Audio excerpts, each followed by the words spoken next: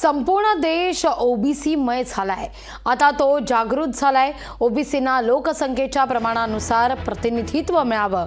OBC नेते बबनराव तायवाडे यांनी ही मागणी केली आहे। जो राजकीय पक्ष ओबीसीना प्रतिनिधित्व देईल त्यासोबत राष्ट्रीय ओबीसी महासंघ उभा राहील असं देखील ते म्हणतायत।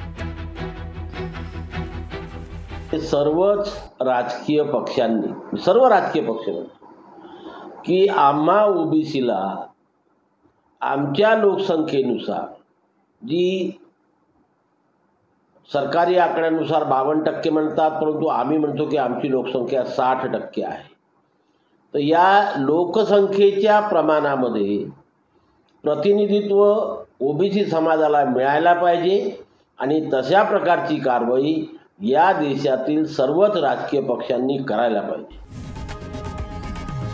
लोकशाही मराठी ऐका, पहा, जागरूक रहा।